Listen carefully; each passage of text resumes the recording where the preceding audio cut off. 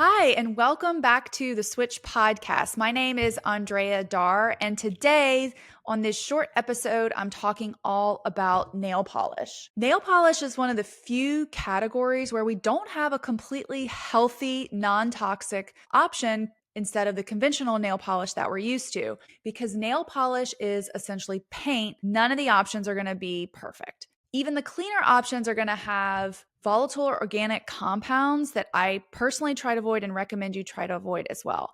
I'm going to give you the details on why the ingredients that make up nail polish are toxic, but my message is not going to be give up nail polish altogether. You can't ever use it again, because for most people, applying nail polish or getting a manicure is part of your routine, and it's impossible or impractical to think that you're going to give it up cold turkey. So, if you're somebody that gets regular pedicures, regular manicures, dips, or acrylics, and you're not ready to part with the paint, there are definitely modifications that you can make in your routine that's going to reduce your exposure to toxic ingredients that are commonly found in nail polish, but you can still enjoy the polished nails on occasion that you're accustomed to.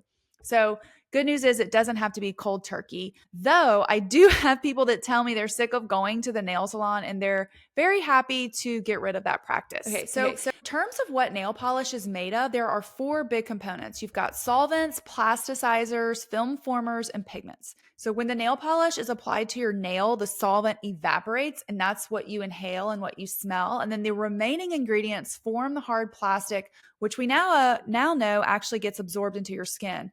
There was a study that compared how much triphenyl phosphate, which is a plasticizer in nail polish, how much of it actually got absorbed. What they did was they had participants apply the nail polish on a gloved hand onto a fake nail, and they also had them apply it directly onto their real nail. And when they did it to their real nail, there was significantly more of the triphenyl phosphate in their body. So this proves to us that there is dermal absorption happening when we put on nail polish. And here's a pretty good list of the ingredients that we know to be toxic in general. We've got formaldehyde, toluene, dibutyl phthalate, formaldehyde resin, camphor, triphenyl phosphate, ethyltoluamide, xylene, and benzophenone 1. Now, I want to stop with that last one, benzophenone 1, because it's an ingredient that I frequently see in nail polishes that claim to be clean. They have those labels you might have seen, 8 free or even 10 free.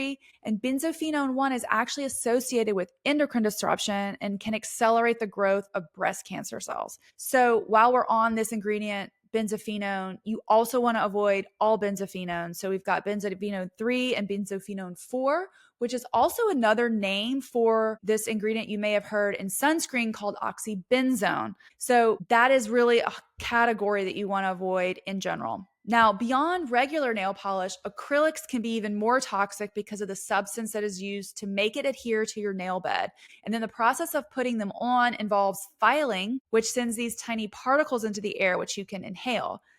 And then the problem with gels is you've got the UV light that's required, and this additional UV exposure can add up if you're doing these on a regular basis. Also, there's a commonly used bonding agent in gel polish, which is a skin sensitizer. People who get acrylics or gels on a regular basis can develop allergies to the materials in them over time. So if you're someone that's doing acrylics or gels on a regular basis, an easy thing to do is just to start rotating in regular polish instead of acrylics, maybe every other time. So before I knew all of this, I always had polish, especially on my toes, and I got pretty regular manicures, somewhat off and on, but I always had polish on my toes. I would never be without it. And one of the things that I do now that's so easy to reduce my exposure is I simply don't polish my toenails in the winter. I'm never wearing sandals and no one sees my toenails. And so in the wintertime, my toes get a really good break. So especially after I had kids, I really didn't get regular manicures, or I polish less frequently because they would chip so much with all the hand washing, and I didn't have as much time where I could sit and let them dry.